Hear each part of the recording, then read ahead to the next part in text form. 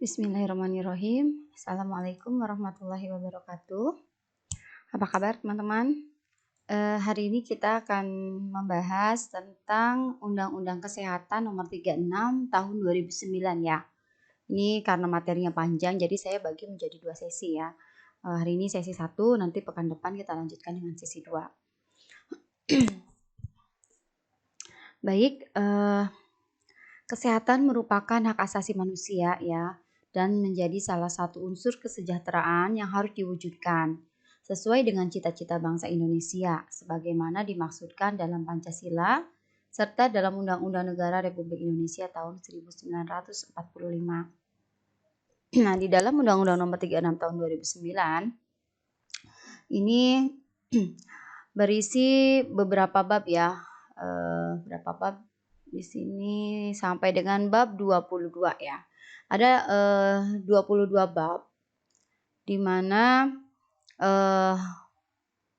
bab 1 ini berisi tentang ketentuan umum ya, kemudian bab 2 berisi tentang asas dan tujuan. Kemudian bab 3 berisi tentang hak dan kewajiban, di mana di bab 3 ini ada 2 bagian ya. Bagian ke-1 berisi tentang hak dan bagian kedua berisi tentang kewajiban. Kemudian bab keempat ini berisi tentang tanggung jawab pemerintah. Kemudian bab 5 berisi tentang sumber daya di bidang kesehatan. Bagian satunya membahas tentang tenaga kesehatan. Bagian kedua tentang fasilitas pelayanan kesehatan. Bagian ketiga tentang perbekalan kesehatan. Bagian keempat tentang teknologi dan produk pangan. Kemudian bab ke-6 membahas upaya kesehatan ya, di mana bagian ke-1-nya tentang umum, bagian kedua tentang pelayanan kesehatan.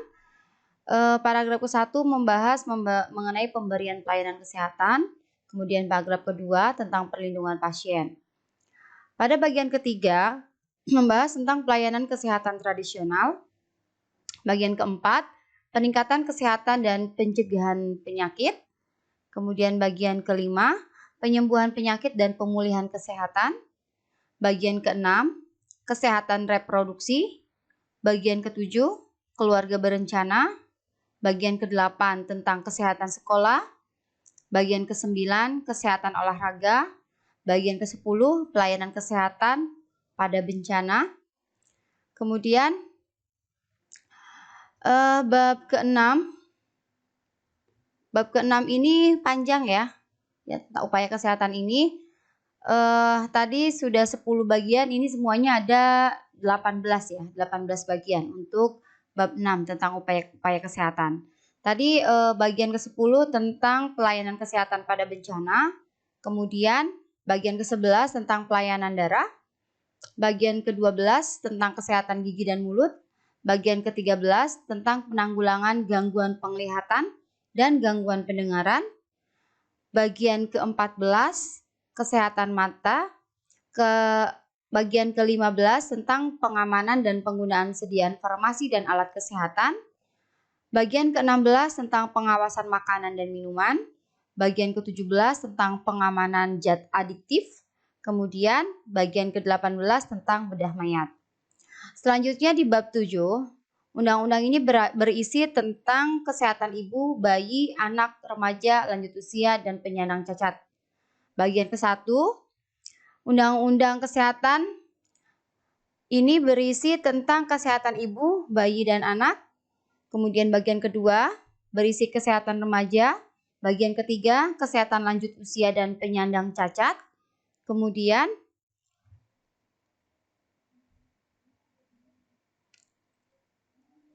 bab ke-8 ya, membahas tentang gizi. Bab ke-9 tentang kesehatan jiwa. Kemudian bab ke-10 dari Undang-Undang Nomor 36 tahun 2009 ini berisi tentang penyakit menular dan tidak menular. Ya, ada 2 bagian. Bagian ke-1 tentang penyakit menular dan bagian kedua tentang penyakit tidak menular.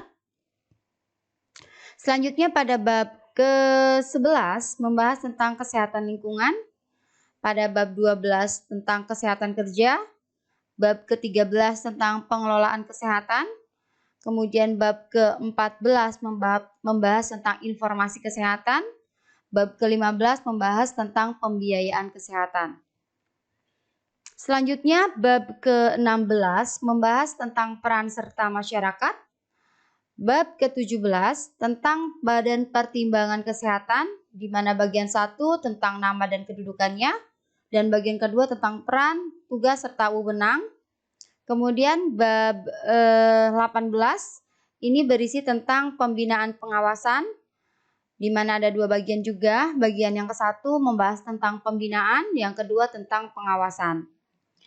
Bab 19 membahas tentang penyidikan, bab 20 tentang ketentuan pidana, bab ke-21 membahas tentang peralihan, ketentuan peralihan, dan bab ke-22 membahas tentang ketentuan penutup. Baik, itu adalah keseluruhan isi dari Undang-Undang Nomor 36 Tahun 2009 ya. Di mana keseluruhannya ada 22 bab ya. Nah, kita akan coba bahas satu persatu babnya ya, dan mungkin sangat banyak, jadi kita tidak akan cukup dalam membahas ini dalam satu sesi, jadi saya akan bahas dalam 2 sesi ya. Satu lagi mungkin pekan depan.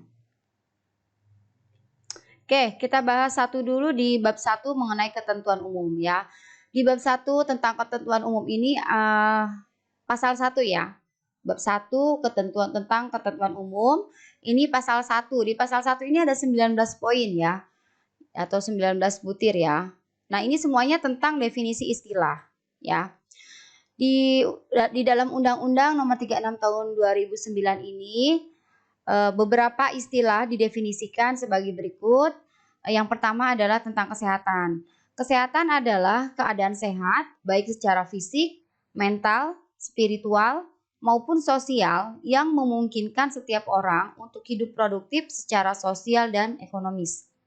Jadi kalau kalau misalnya seseorang sehat tidak hanya secara fisiknya saja ya, kalau lihat dari definisi berdasarkan Undang-Undang Nomor 36 ini, yang kondisi sehat berarti tidak hanya berdasarkan fisik saja, tetapi juga sehat, dinyatakan sehat dalam secara mentalnya gitu, secara spiritualnya juga, serta secara sosial ya, supaya bisa hidup produktif gitu.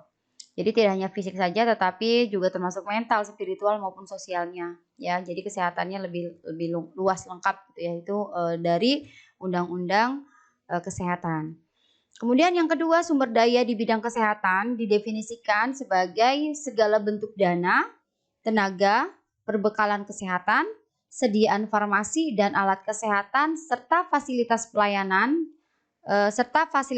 kesehatan dan teknologi yang dimanfaatkan untuk menyelenggarakan upaya kesehatan yang dilakukan oleh pemerintah daerah, dan atau masyarakat. Itu sumber daya ya. Selanjutnya yang ketiga, perbekalan kesehatan adalah semua bahan dan peralatan yang diperlukan untuk menyelenggarakan upaya kesehatan. Oke. Poin keempat, di sini dijelaskan tentang sediaan farmasi, yaitu obat, bahan obat, obat tradisional, dan kosmetik.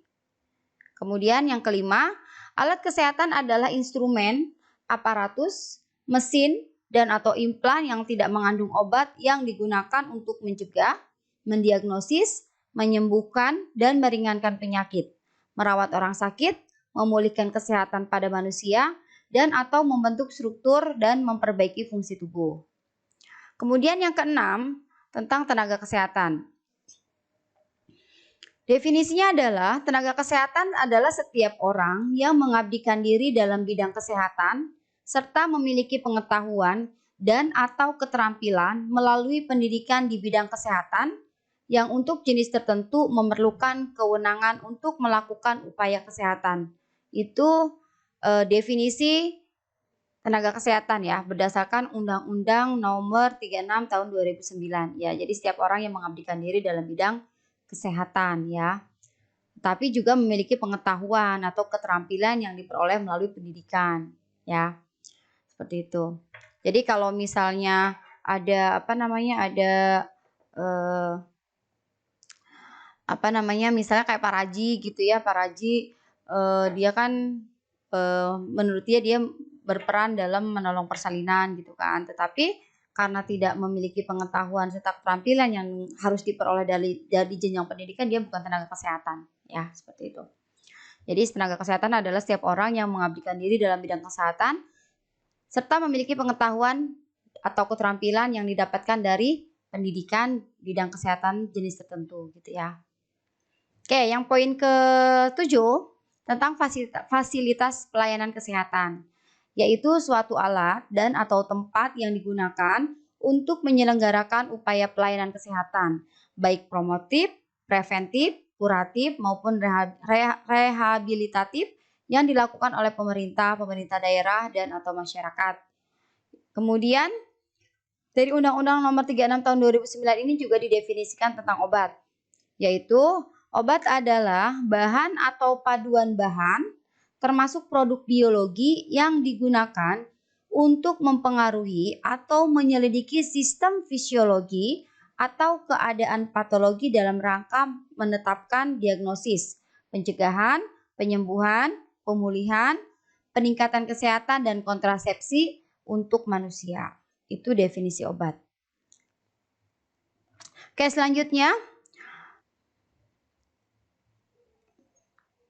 Obat 2 kali ya. Oke, berarti selanjutnya ke-10 ya, teknologi kesehatan. Teknologi kesehatan adalah segala bentuk alat dan atau metode yang ditujukan untuk membantu menegakkan diagnosa, pencegahan, dan penanganan permasalahan kesehatan manusia. Poin ke-11, upaya kesehatan adalah setiap kegiatan dan atau serangkaian kegiatan yang dilakukan secara terpadu, terintegrasi, dan berkesinambungan untuk memelihara dan meningkatkan derajat kesehatan masyarakat dalam bentuk pencegahan penyakit, peningkatan kesehatan, pengobatan penyakit, dan pemulihan kesehatan oleh pemerintah dan atau masyarakat. Itu definisi kesehatan, upaya kesehatan. Kemudian pelayanan kesehatan promotif adalah suatu kegiatan dan atau serangkaian kegiatan pelayanan kesehatan yang lebih mengutamakan kegiatan yang bersifat promosi kesehatan. Kemudian poin 13 tentang pelayanan kesehatan preventif adalah suatu kegiatan pencegahan terhadap suatu masalah kesehatan atau penyakit. Kemudian pelayanan kesehatan kuratif adalah suatu kegiatan dan atau serangkaian kegiatan pengobatan yang ditujukan untuk penyembuhan penyakit, pengurangan penderitaan akibat penyakit, pengendalian penyakit, atau pengendalian kecacatan agar kualitas penderita dapat terjaga seoptimal mungkin.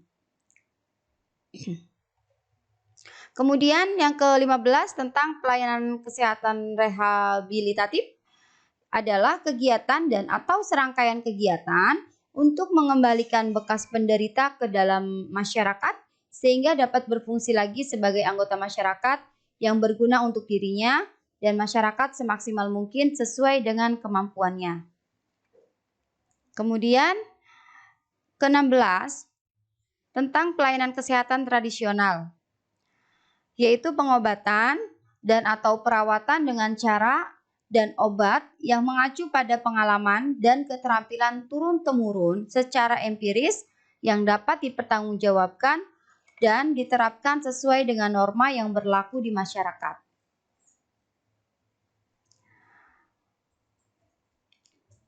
Pemerintah pusat di dalam Undang-Undang Nomor 36 Tahun 2009 ini ya disebut sebagai pemerintah.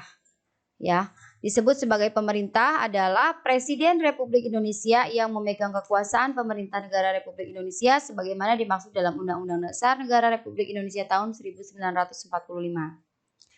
Pemerintah daerah adalah gubernur, bupati atau wali kota dan perangkat daerah sebagai unsur penyelenggara pemerintahan daerah ya. Sementara menteri adalah menteri yang melingkupi tugas dan tanggung jawabnya di bidang kesehatan.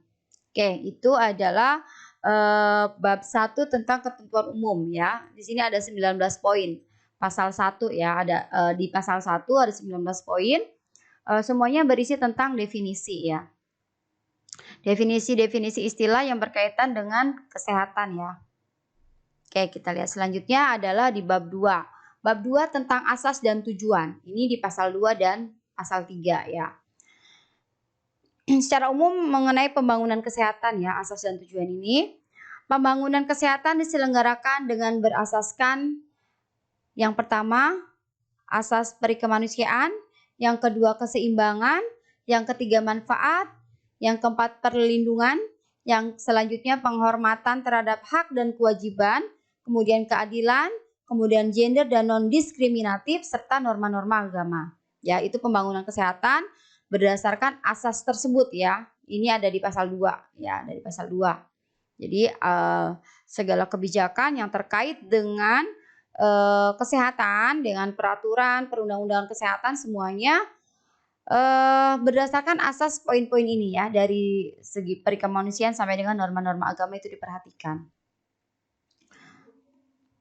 Kemudian tujuannya apa? Ini ada di pasal 3 ya. Untuk tujuan pembangunan kesehatan ini ada di pasal 3. Tujuannya yang pertama adalah meningkatkan kesadaran, kemauan, dan kemampuan hidup sehat bagi setiap orang agar terwujud derajat kesehatan masyarakat yang setinggi-tingginya. Ya. Kemudian yang kedua, sebagai investasi bagi pembangunan sumber daya manusia yang produktif secara sosial dan ekonomis. Oke, itu tujuannya. Baik, kita lanjut ke bab 3. Di bab 3 sini tentang hak dan kewajiban ya. Oke. Ada 2 bagian di bab 3 ini ya. Bagian ke-1 tentang hak. Ini ada di pasal 4 sampai dengan pasal 8. Dan bagian kedua tentang kewajiban ya, yaitu dari pasal 9 sampai dengan pasal 13. Dapat kita simpulkan dari bab 3 mengenai hak dan kewajiban ini, di mana hak warga negara yang pertama adalah berhak atas kesehatan ya. Ini berdasarkan pasal 4. Kemudian hak yang sama dalam memperoleh akses atas sumber daya di bidang kesehatan berdasarkan pasal 5. Kemudian hak dalam memperoleh pelayanan kesehatan yang aman, bermutu dan terjangkau, ini juga berdasarkan pasal ke-5. Kemudian berhak secara mandiri dan bertanggung jawab menentukan sendiri pelayanan kesehatan yang diperlukan bagi dirinya. Ini juga berdasarkan pasal 5. Kemudian berhak mendapatkan lingkungan yang sehat bagi pencapaian derajat kesehatan. Ini berdasarkan pasal 6. Kemudian dari pasal 7 diketahui mengenai berhak untuk mendapatkan informasi dan edukasi tentang kesehatan yang seimbang dan bertanggung jawab. Kemudian selanjutnya berhak memperoleh informasi tentang data kesehatan dirinya, termasuk tindakan dan pengobatan yang telah maupun yang akan diterimanya dari tenaga kesehatan. Ini berdasarkan pasal 8, yaitu hak warga negara. Lalu kewajiban warga negara apa? Ini ada di bagian kedua ya, pasal 9 sampai 13. Kewajiban yang pertama adalah ikut mewujudkan, mempertahankan, dan meningkatkan derajat kesehatan masyarakat yang setinggi-tingginya, yang pelaksanaannya meliputi upaya kesehatan perseorangan, upaya kesehatan masyarakat, dan pembangunan berwawasan kesehatan. Ini berdasarkan pasal 9. Kemudian wajib menghormati hak orang lain dalam upaya memperoleh lingkungan yang sehat, baik fisik, biologi maupun sosial. Ini berdasarkan pasal 10. Nah, kalau kita lihat di pasal di pasal 10 ini ya, menghormati hak orang lain dalam upaya memperoleh lingkungan yang sehat, mestinya ya orang-orang yang merokok itu kan dia tidak menghormati hak orang lain dalam upaya memperoleh lingkungan ya, berarti dia melanggar nih pasal 10 ya, pasal 10 dari undang-undang ini. Kemudian yang ketiga, berperilaku hidup sehat untuk mewujudkan, mempertahankan, dan memajukan kesehatan yang setinggi-tingginya. Itu kewajibannya. Berkewajiban untuk berperilaku hidup sehat ya, untuk mewujudkan, mempertahankan, dan memajukan kesehatan yang setinggi-tingginya. Ini berdasarkan pasal 11. Selanjutnya, berkewajiban menjaga dan meningkatkan derajat kesehatan bagi orang lain yang menjadi tanggung jawabnya. Ini berdasarkan pasal 12. Kemudian yang kelima, turut serta dalam program jaminan kesehatan sosial yang diatur sesuai dengan ketentuan peraturan perundang-undangan. Ini berdasarkan pasal ke-13. Oke, kemudian Undang-Undang Nomor 36 Tahun 2009 di bab 4 mengenai tanggung jawab pemerintah ya. Ini ada di pasal 14 sampai 20 ya. Oke, dapat kita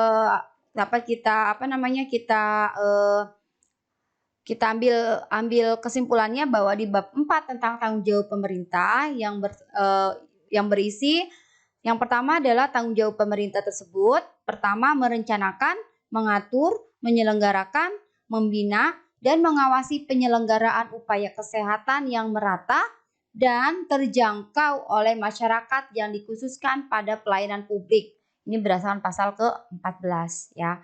Jadi ini tugas tanggung jawab pemerintah nih harusnya pelayanan kesehatan juga semuanya merata ke seluruh wilayah Indonesia ya. Kalau lihat dari pasal ini gitu.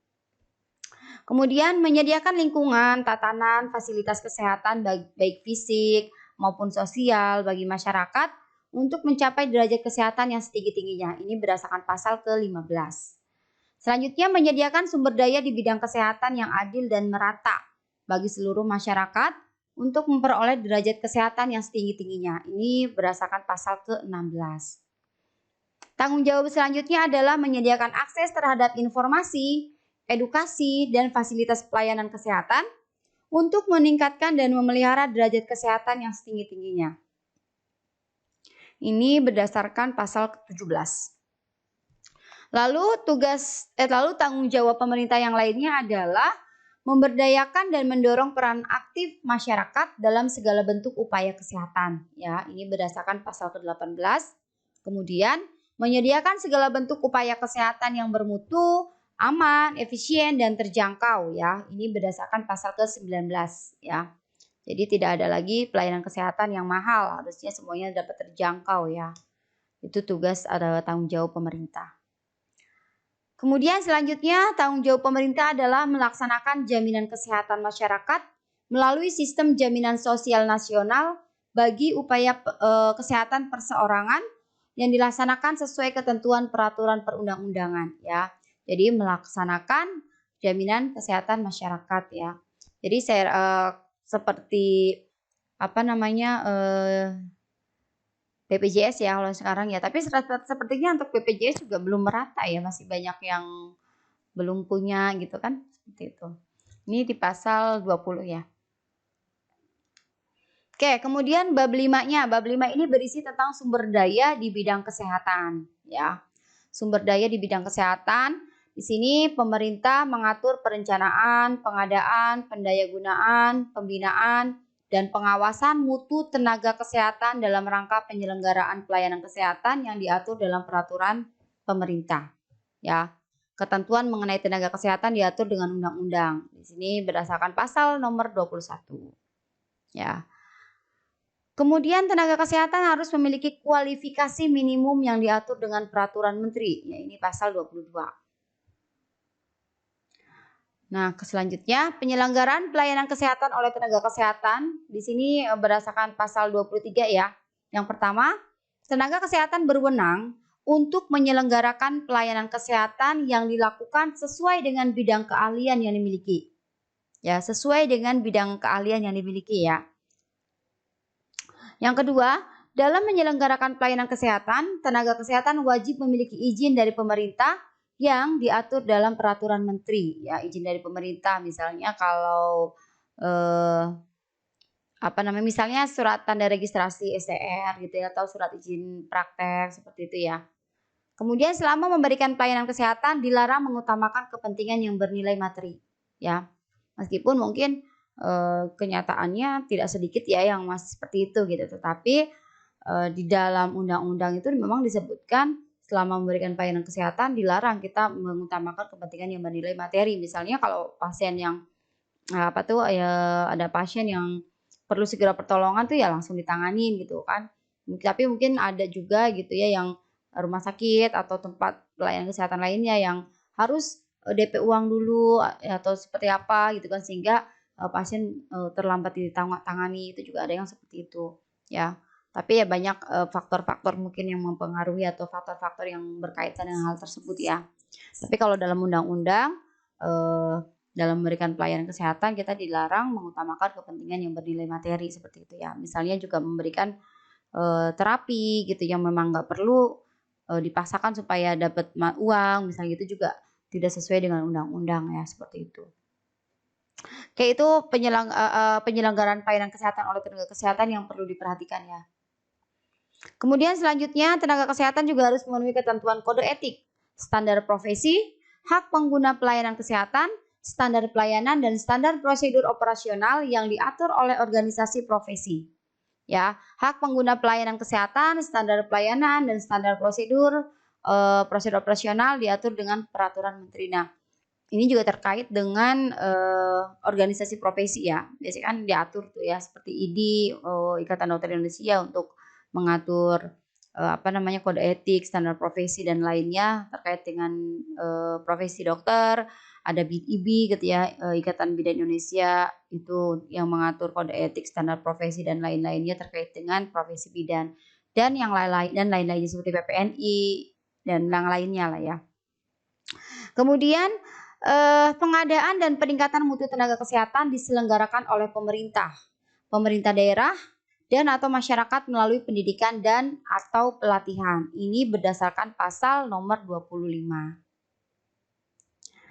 Kemudian tentang penempatan tenaga kesehatan ini diatur di pasal 26 ya. Di mana pemerintah mengatur penempatan tenaga kesehatan untuk pemerataan pelayanan kesehatan ya, meskipun memang mungkin kondisi sekarang masih belum merata ya. Misalnya kayak di Jakarta tuh banyak banget tenaga kesehatan, tapi di wilayah-wilayah pelosok itu tenaga kesehatan sangat kekurangan ya. Itu sebenarnya penempatan tenaga kesehatan tersebut sudah diatur di pasal 26 ya, dan tugas pemerintah gitu, menjadi tugas pemerintah. Pemerintah daerah dapat mengadakan dan mendayagunakan tenaga kesehatan sesuai dengan kebutuhan daerahnya. Ya, makanya ada PNS daerah gitu ya, seperti itu. Ada yang pusat gitu. Rumah sakit kan ada rumah sakit pusat, rumah sakit daerah gitu. Nah, itu juga sesuai dengan kebutuhan daerahnya masing-masing gitu. Jadi pemerintah daerah punya hak gitu ya untuk mengadakan dan mendayagunakan tenaga kesehatan sesuai dengan kebutuhan daerahnya. Selanjutnya, pengadaan dan pendayagunaan tenaga kesehatan dilakukan dengan memperhatikan 3 poin. Yang pertama, jenis pelayanan kesehatan yang dibutuhkan oleh masyarakat itu apa? Yang kedua, jumlah sarana pelayanan kesehatannya. Yang ketiga, jumlah tenaga kesehatan sesuai dengan beban kerja pelayanan kesehatan yang ada. Ya, jadi disesuaikan. Misalnya wilayahnya luas ya, tenaga kesehatannya harus lebih banyak seperti itu. Penduduknya padat nih, berarti tenaga kesehatannya juga harus banyak gitu. Ya, kemudian selanjutnya, penempatan tenaga kesehatan dilakukan dengan tetap memperhatikan hak tenaga kesehatan dan hak masyarakat untuk mendapatkan pelayanan kesehatan yang merata. Tenaga kesehatannya diberikan hak juga, misalnya seperti imbalan, kemudian waktu gitu ya. Jadi kemampuannya sampai sebatas apa, seperti itu. Ya. Kemudian selanjutnya, ketentuan lebih lanjut mengenai penempatan tenaga kesehatan diatur dalam peraturan pemerintah atau PP. Nah, selanjutnya adalah hak dan kewajiban tenaga kesehatan. Tenaga kesehatan berhak mendapatkan imbalan dan perlindungan hukum dalam melaksanakan tugas sesuai dengan profesinya. Ini ada di pasal 27. Jadi supaya apa? Supaya pada saat dokter melakukan tindakan terapi, kemudian ada efek samping dari tindakan atau terapinya tersebut, ini tidak menjadi tidak dinilai sebagai malpraktek gitu. Supaya dokter juga tidak jadi takut melakukan pengobatannya gitu, karena dokter mendapatkan perlindungan hukum seperti itu. Ya, dan dokter atau bukan dalam hal ini maksudnya tenaga kesehatan secara keseluruhan ya, juga berhak mendapatkan imbalan sesuai dengan jasa yang diberikan seperti itu. Kemudian tenaga kesehatan dalam melaksanakan tugasnya berkewajiban mengembangkan dan meningkatkan pengetahuan serta keterampilan yang dimiliki. Nah, ini juga ada di pasal 27. Jadi tenaga kesehatan jangan hanya sampai di situ saja ilmunya, tapi harus terus diupdate ya, terus ditingkatkan gitu supaya pengetahuan dan keterampilannya terus meningkat. Selanjutnya adalah ketentuan mengenai hak dan kewajiban tenaga kesehatan diatur dalam peraturan pemerintah untuk kepentingan hukum. Tenaga kesehatan wajib melakukan pemeriksaan kesehatan atas pemerintahan penegak hukum dengan biaya ditanggung oleh negara yang didasarkan pada kompetensi dan kewenangan sesuai dengan bidang keilmuan yang dimiliki. Nah, ini diatur di pasal 29. Lalu, dalam hal tenaga kesehatan, diduga melakukan kelalaian dalam menjalankan profesinya, kelalaian tersebut harus diselesaikan terlebih dahulu melalui mediasi ini di pasal 29. Misalnya terjadi malpraktek ya, kelalaian gitu ya. Nah, ini terlebih dahulu diselesaikan secara mediasi dulu. Nah, ini diatur di pasal 29. Selanjutnya mengenai fasilitas pelayanan kesehatan ya. jenis-jenis pelayanan kesehatan ini diatur di pasal 30 ya. Fasilitas pelayanan kesehatan menurut jenis pelayanannya terdiri atas pelayanan kesehatan perseorangan dan pelayanan kesehatan masyarakat. Ya, pelayanan kesehatan perseorangan misalnya praktek dokter, praktek bidan seperti itu ya. Kalau pelayanan kesehatan masyarakat ya seperti puskesmas gitu ya. Kemudian rumah sakit seperti itu. Fasilitas pelayanan kesehatan tersebut meliputi pelayanan kesehatan tingkat pertama, tingkat kedua, dan tingkat ketiga. Fasilitas pelayanan kesehatan dilaksanakan oleh pihak pemerintah, pemerintah daerah, dan swasta. Ya, jadi seperti rumah sakit ada rumah sakit pemerintah gitu ya, rumah sakit pemerintah, rumah sakit pusat, pemerintah daerah, ya, kemudian ada rumah sakit pemerintah RSUD biasanya RSUD, kemudian ada rumah sakit swasta juga. Mengenai ketentuan persyaratan fasilitas pelayanan kesehatan ditetapkan oleh pemerintah sesuai dengan ketentuan yang berlaku juga. Nah, ketentuan perizinan fasilitas pelayanan kesehatan ditetapkan oleh pemerintah dan pemerintah daerah ya, mengenai aturan-aturan membuat fasilitas pelayanan kesehatan. Lalu mengenai kewajiban pelayanan kesehatan, ini memberikan akses yang luas bagi kebutuhan penelitian dan pengembangan di bidang kesehatan ya. Jadi pelayanan kesehatan berkewajiban memberikan akses yang luas bagi kebutuhan penelitian dan pengembangan di bidang kesehatan dan mengirimkan laporan hasil penelitian dan pengembangan pada pemerintah daerah atau menteri. Ini diatur di pasal 31. Lalu dalam keadaan darurat, fasilitas pelayanan kesehatan baik pemerintah maupun swasta wajib memberikan pelayanan kesehatan bagi penyelamatan nyawa pasien ya, dan pencegahan kecacatan terlebih dahulu, dan dilarang menolak pasien dan atau meminta uang muka. Ini kondisi-kondisi darurat. Jadi ada diatur di pasal 32. Ya, jadi dalam kondisi darurat dilarang menolak pasien ya atau meminta uang terlebih dahulu. Ya, harus memberikan pelayanan kesehatan yang memang urgent untuk menyelamatkan nyawa pasien, itu harus diutamakan ya, baik pada pelayanan kesehatan pemerintah maupun swasta harus seperti itu. Oke, itu pasal di 32. Selanjutnya, setiap pimpinan penyelenggaraan fasilitas pelayanan kesehatan masyarakat harus memiliki kompetensi manajemen kesehatan masyarakat yang dibutuhkan, yang diatur lebih lanjut dengan peraturan menteri. Nah, ini disebutkan di pasal 33 ya. Jadi pimpinan rumah sakit, pimpinan puskesmas ini harus punya kompetensi manajemen ya, seperti itu. Manajemen kesmas ya. Selanjutnya, setiap pimpinan penyelenggaraan fasilitas pelayanan kesehatan perseorangan harus memiliki kompetensi manajemen kesehatan perseorangan yang dibutuhkan. Penyelenggara fasilitas pelayanan kesehatan dilarang memperkerjakan tenaga kesehatan yang tidak memiliki kualifikasi dan izin melakukan pekerjaan profesi. Ketentuan ini dilaksanakan sesuai dengan ketentuan peraturan perundang-undangan diatur di pasal 34. Oke. Selanjutnya dalam Undang-Undang Nomor 36 Tahun 2009 ini juga menyebutkan tentang pemerintah daerah dapat menentukan jumlah dan jenis fasilitas pelayanan kesehatan serta pemberian izin beroperasi di daerahnya yang dilakukan oleh pemerintah daerah dengan mempertimbangkan 1. Luas wilayah, 2. Kebutuhan kesehatan, 3. Jumlah dan persebaran penduduk, 3. Pola penyakit, 4. Pemanfaatannya, 5. Fungsi sosial, dan yang ke-6 kemampuan dalam memanfaatkan teknologi. Ini diatur di pasal 35. Jadi mengenai perizinan pendirian pelayanan kesehatan harus mempertimbangkan poin-poin berikut ya. Itu ada di pasal 35. Oke, selanjutnya tentang perbekalan kesehatan. Nah, tugas pemerintah dalam hal perbekalan kesehatan yang pertama adalah menjamin ketersediaan, pemerataan, dan keterjangkauan perbekalan kesehatan, terutama obat-obat esensial. Ini diatur di pasal 36. Kemudian yang kedua, menjamin ketersediaan obat keadaan darurat. Pemerintah dapat melakukan kebijakan khusus untuk pengadaan dan pemanfaatan obat dan bahan yang berkhasiat ya. Ini pasal 36 juga. Selanjutnya, pemerintah bertugas mendorong dan mengarahkan pengembangan perbekalan kesehatan dengan memanfaatkan potensi nasional yang tersedia. Pengembangan diarahkan terutama untuk obat dan vaksin baru serta bahan alam yang berkhasiat obat ya. Pengembangan perbekalan kesehatan dilakukan dengan perhatikan kelestarian lingkungan hidup, termasuk sumber daya alam dan sosial budaya. Nah, ini diatur di pasal 38. Oke, tugas selanjutnya adalah menyusun daftar dan jenis obat yang secara esensial harus tersedia bagi kepentingan masyarakat.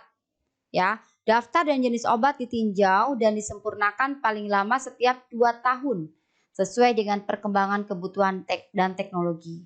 Di sini pemerintah menjamin agar obat esensial atau obat-obat yang penting yang tersedia secara merata dan terjangkau oleh masyarakat ya. Jadi pengadaan obat-obat seperti itu pemerintah harus menjamin supaya selalu tersedia dan terjangkau oleh masyarakat ya. Ini diatur di pasal 40. Lalu dalam keadaan darurat, pemerintah dapat melakukan kebijakan khusus untuk pengadaan dan pemanfaatan perbekalan kesehatan. Ketentuan mengenai keadaan darurat dilakukan dengan pengadaan pengecualian terhadap ketentuan paten sesuai dengan peraturan perundang-undangan yang mengatur paten. Ya, ini diatur di pasal 40 juga. Lalu tugas selanjutnya adalah perbekalan kesehatan di sini dimaksudkan adalah berupa obat generik yang termasuk dalam daftar obat esensial nasional harus dijamin ketersediaan dan keterjangkauannya. Sehingga penetapan harganya dikendalikan oleh pemerintah. Ya, jadi harganya supaya tidak dimainkan gitu ya. Tapi kalau di pusat kan berarti pusat yang mengatur gitu ya, supaya harganya tetap terjangkau. Ketentuan lebih lanjut mengenai perbekalan kesehatan diatur dengan peraturan menteri diatur di pasal 40 ya. Pemerintah daerah berwenang merencanakan kebutuhan perbekalan kesehatan sesuai dengan kebutuhan daerahnya. Kewenangan merencanakan kebutuhan perbekalan kesehatan tetap memperhatikan pengaturan dan pembinaan standar pelayanan yang berlaku secara nasional ya. Ini juga diatur di pasal 41. Pengelolaan perbekalan kesehatan dilakukan agar kebutuhan dasar masyarakat akan perbekalan kesehatan terpenuhi. Pengelolaan perbekalan kesehatan yang berupa obat esensial serta alat kesehatan dasar tertentu dilaksanakan dengan memperhatikan kemanfaatannya, harga, dan faktor yang berkaitan dengan pemerataan. Ini diatur di pasal 37. Ya meskipun prakteknya itu saya lihat masih banyak yang butuh gitu, yang nggak ada, yang berlebihan itu banyak nggak terpakai gitu. Itu masih ada hal-hal seperti itu. Berarti belum seluruhnya merata ya. Selanjutnya, ketentuan mengenai perbekalan kesehatan ditetapkan dengan peraturan menteri. Ini diatur di pasal 39. Selanjutnya membahas tentang teknologi dan produk teknologi. Ya, di dalam Undang-Undang Nomor 36 Tahun 2009 ini yang mengatur ada di pasal 42. Ini di pasal 42 ini tentang teknologi dan produk teknologi ya. Di mana teknologi dan produk teknologi kesehatan ini diadakan, diteliti, diedarkan, dikembangkan, dan dimanfaatkan bagi kesehatan masyarakat. Ya, yang mencakup segala metode dan alat yang digunakan untuk mencegah terjadinya penyakit, untuk mendeteksi adanya penyakit, meringankan penderitaan akibat penyakit, menyembuhkan, memperkecil komplikasi, dan memulihkan kesehatan setelah sakit. Ya, jadi ketentuan mengenai teknologi dan produk teknologi kesehatan ini harus memenuhi standar yang ditetapkan dalam peraturan perundang-undangan ya, dari pasal 42 ini ya. Kemudian pemerintah membentuk lembaga yang bertugas dan berwenang melakukan penapisan, pengaturan, pemanfaatan serta pengawasan terhadap penggunaan teknologi dan produk teknologi. Ya, pembentukan lembaga tersebut diatur dalam peraturan pemerintah pasal 43.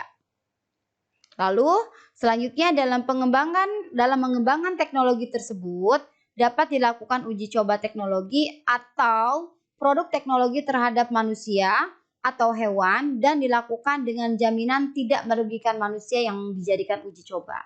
Ya, itu catatannya tidak dirugikan yang jadi uji cobanya. Uji coba tersebut dilakukan oleh orang yang berwenang dan dengan persetujuan orang yang akan dilakukan uji coba. Diatur di pasal 44 ya. Nah, seperti sekarang ya, vaksin COVID-19 ini kan sedang diuji coba ya, sedang diteliti ya. Nah, itu aturannya ada di pasal 44. Lalu penelitian terhadap hewan harus dijamin untuk melindungi kelestarian hewan tersebut serta mencegah dampak buruk yang terjadi bagi kesehatan manusia. Ini diatur juga di pasal 44. Nah, di pasal 45-nya tentang berisi tentang setiap orang dilarang mengembangkan teknologi dan atau produk teknologi yang dapat berpengaruh dan membawa risiko buruk terhadap kesehatan masyarakat.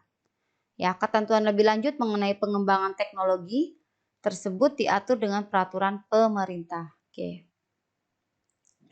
Selanjutnya setelah tadi bab 5, sekarang kita masuk ke bab 6 tentang upaya kesehatan. Ini upaya kesehatan panjang banget tadi ya.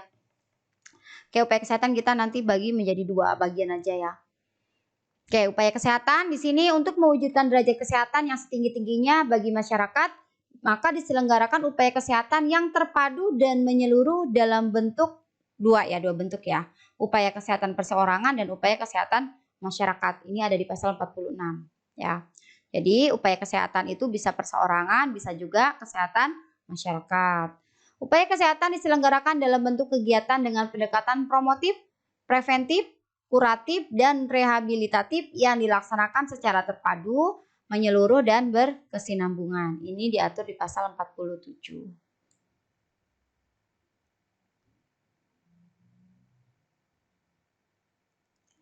Nah, di sini juga di dalam upaya kesehatan ini yang akan dibahas yang pertama ya, butir-butir yang dibahas di dalam bab ke-6 tentang upaya kesehatan. Yang pertama adalah tentang penyelenggaraan upaya kesehatan dilaksanakan melalui kegiatan ya, ini di pasal 48. Kemudian tentang pelayanan kesehatan tradisional, peningkatan kesehatan dan pencegahan penyakit, penyembuhan penyakit dan pemulihan kesehatan reproduktif, ya, kesehatan reproduksi, kemudian keluarga berencana, kesehatan sekolah, kesehatan olahraga, pelayanan kesehatan pada bencana, pelayanan darah, kesehatan gigi dan mulut. Selanjutnya penanggulangan gangguan penglihatan dan gangguan pendengaran, kesehatan mata, pengamanan dan penggunaan sedia informasi dan alat kesehatan, pengamanan makanan dan minuman, pengamanan zat adiktif, serta bedah mayat. Itu yang akan dibahas di poin-poin upaya kesehatan ya, jadi banyak. Oke, penyelenggaraan upaya kesehatan tersebut ya didukung oleh sumber daya kesehatan ya, maksudnya adalah penyelenggaraan ini ya, yang penyelenggaraan semua ini ya sampai dengan tadi bedah mayat itu diatur di pasal 48 ya, didukung oleh sumber daya kesehatan. Selanjutnya pemerintah daerah dan masyarakat bertanggung jawab atas penyelenggaraan upaya kesehatan. Penyelenggaraan upaya kesehatan harus memperhatikan ada 5 poin di sini ya. Pertama, perhatikan fungsi sosial. Yang kedua, memperhatikan nilai dan norma agama. Yang ketiga, memperhatikan sosial budaya. Yang keempat, memperhatikan moral. Dan yang kelima, memperhatikan etika profesi. Itu ada di pasal 49. Selanjutnya, pemerintah dan pemerintah daerah bertanggung jawab meningkatkan dan mengembangkan upaya kesehatan yang sekurang-kurangnya memenuhi kebutuhan kesehatan standar masyarakat dan dilakukan berdasarkan pengkajian dan penelitian. Ketentuan mengenai peningkatan dan pengembangan tersebut dilaksanakan melalui kerjasama antar pemerintah dan antar lintas sektor, diatur di pasal 50. Lalu upaya kesehatan diselenggarakan untuk mewujudkan derajat kesehatan yang setinggi-tingginya bagi individu atau masyarakat dan didasarkan pada standar pelayanan minimal kesehatan yang diatur dengan peraturan pemerintah ya. Ini ada di pasal 51. Oke, pelayanan kesehatan. Pemberian pelayanan kesehatan ya. Yang pertama ketentuannya, pelayanan kesehatan terdiri atas pelayanan kesehatan perseorangan dan pelayanan kesehatan masyarakat yang meliputi kegiatan dengan pendekatan promotif, preventif, kuratif, dan rehabilitatif. Ini ada di pasal 52. Selanjutnya, pelayanan kesehatan perseorangan ditujukan untuk menyembuhkan penyakit dan memulihkan kesehatan perseorangan dan keluarga. Pelayanan kesehatan masyarakat ditujukan untuk melihara dan meningkatkan kesehatan serta mencegah penyakit suatu kelompok ya, karena masyarakat suatu kelompok dan masyarakat. Pelaksanaan pelayanan kesehatan tersebut harus mendahulukan pertolongan keselamatan nyawa pasien dibandingkan dengan kepentingan lainnya, diatur di pasal 53 ya.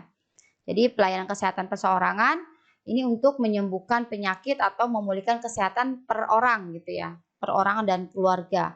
Tapi kalau pelayanan kesehatan masyarakat ini ditujukan untuk meningkatkan kesehatan atau mencegah penyakit dari suatu kelompok atau suatu masyarakat ya, seperti itu. Selanjutnya adalah penyelenggaraan pelayanan kesehatan dilaksanakan secara bertanggung jawab, aman, bermutu, serta merata dan non-diskriminatif, dan menjadi tanggung jawab pemerintah dan pemerintah daerah. Pengawasannya dilakukan oleh pemerintah, pemerintah daerah, dan masyarakat, diatur di pasal 54 juga di sini. Oke, selanjutnya pemerintah wajib menetapkan standar mutu pelayanan kesehatan yang diatur dengan peraturan menteri ya. Ini ada di pasal 55. Selanjutnya adalah perlindungan pasien. Nah, setiap orang berhak menerima atau menolak sebagian atau seluruh tindakan pertolongan yang akan diberikan kepadanya setelah menerima dan memahami informasi mengenai tindakan tersebut secara lengkap. Hak menerima atau menolak tidak berlaku ya. Di sini berdasarkan pada pasal 56 ya, tidak berlaku pada yang pertama penderita penyakit yang penyakitnya dapat secara cepat menular ke masyarakat yang lebih luas. Ya, dia tidak berhak menolak ya, harus mau gitu ya, diberikan tindakan tertentu jika penyakit yang dideritanya tersebut secara cepat mudah menular ke masyarakat yang lebih luas ya. Jadi sama seperti mungkin kasus kondisi sekarang ya, COVID itu kan sangat mudah untuk menular ke masyarakat lebih luas sehingga kondisi-kondisi sakit mau nggak mau harus diisolasi, dia tidak bisa menolak. Isolasi harus menurut isolasi. Ya misalkan pada saat pemakamannya wajib mengikuti protokol COVID gitu ya. Jadi tidak bisa menolak di sini ya. Karena kasus tersebut ya, penyakit tersebut secara mudah menular ke masyarakat ya. Kemudian seseorang dengan keadaan yang tidak sadarkan diri serta gangguan mental berat ya. Tidak bisa diajak berdiskusi berarti ya, seperti itu.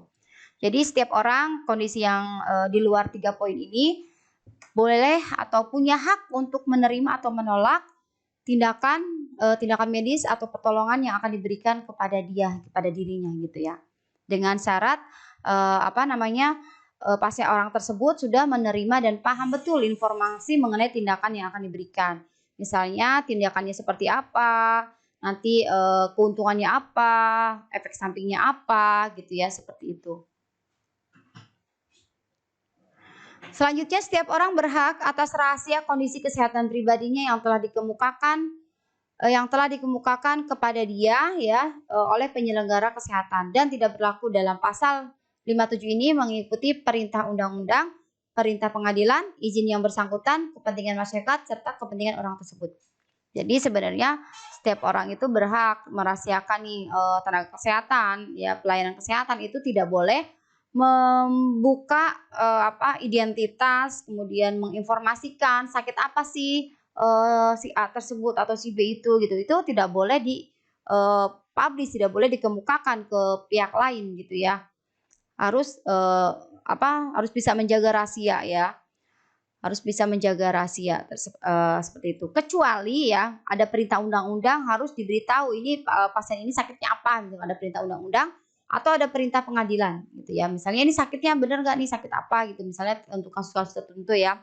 Kalau perintah pengadilan kepada rumah sakit atau kepada dokter memerintahkan untuk membuka arsip dari rekam medis dari si A misalnya, ya udah harus diikutin kalau memang ada perintah dari pengadilan. Kemudian orang tersebut punya mengizinkan ya udah silakan aja dipublish bisa atas izinnya tidak masalah gitu, atau dibuka gitu ya. Kasusnya itu kalau yang bersangkutan sudah mengizinkan dipersilakan. Atau ada kepentingan masyarakat yang besar ya. Serta ada kepentingan orang tersebut ya, seperti itu. Oke. Selanjutnya setiap orang berhak menuntut ganti rugi terhadap seseorang, tenaga kesehatan dan atau penyelenggara kesehatan yang menimbulkan kerugian akibat kesalahan atau kelalaian dalam pelayanan kesehatan yang diterimanya. Akan tetapi tidak berlaku bagi tenaga kesehatan yang melakukan tindakan penyelamatan nyawa atau pencegahan kecacatan seseorang dalam keadaan darurat. Jadi kalau misalnya ada kayak misalnya dalam kasus pertolongan persalinan misalnya, kadangkala dalam kondisi darurat dokter memilih mematahkan tulang klavikula dari si bayi gitu ya, daripada bayinya meninggal gitu. Karena bayinya misalnya distosia bau nggak bisa lahir ya saking besarnya, karena kalau terlalu lama di jalan lahir bayinya bisa meninggal. Karena kondisi darurat maka dokter bisa dengan sengaja atau tidak sengaja dia mematahkan si klavikula gitu ya, tulang klavikulanya gitu. Nah, ini itu tidak bisa dituntut kalau seperti itu karena dokter berupaya untuk menyelamatkan nyawa gitu. Kecuali misalnya tindakannya itu ini pasien udah ketahuan nih pasien tuh lahir sungsang gitu ya, tapi sengaja dilahirkan secara normal gitu. Padahal maksudnya dilahirkan dipaksakan gitu ya. Padahal ini pasien misalnya kondisinya sungsang gitu ya. Kemudian kepalanya kan suka sampai ada yang kepala bayinya tuh tertinggal gitu karena putus. Nah, itu tidak dalam kondisi darurat gitu ya. Itu bisa tuh dikatakan sebagai malpraktek gitu. Atau misalnya ini tahu pasien ini panggulnya sempit nih, bayinya nggak bisa dilahirkan tapi dipaksakan lahirkan sampai misalkan terjadi kematian bayi atau kematian ibu. Nah, itu kalau misalkan ada kelalaian tersebut maka ya bisa dituntut ganti rugi ya. Atau ya tindakan-tindakan yang lainnya ya, pengobatan-pengobatan lainnya yang memang ada unsur kelalaian di situ gitu. Tapi kalau misalnya itu merupakan suatu efek samping atau kondisi darurat yang dimana kalau tidak dilakukan maka nyawanya akan meninggal misalnya seperti itu, maka itu tidak boleh dilakukan tuntutan seperti itu. Kayak itu diatur di pasal 58 ya. Oke, teman-teman, sepertinya cukup ya hari ini sampai dengan di poin perlindungan pasien ya. Kita sudahi dulu di poin perlindungan pasien. Saya akan lanjutkan nanti di masih pembahasan Undang-Undang Nomor 36 Tahun 2009 ya. Nanti saya akan lanjutkan di sesi yang kedua ya. Pertemuan selanjutnya karena ini waktunya khawatir tidak cukup ya karena masih banyak banget yang nanti poin yang harus dibahas gitu. Oke. Untuk sampai dengan di poin perlindungan pasien ya, kalau ada yang mau ditanyakan silakan sampaikan di WhatsApp atau di kolom komentar, silakan nanti insya Allah saya respon. Ketemu lagi di sesi berikutnya ya, kita akan melanjutkan untuk materi ini. Saya cukupkan. Terima kasih. Assalamualaikum warahmatullahi wabarakatuh.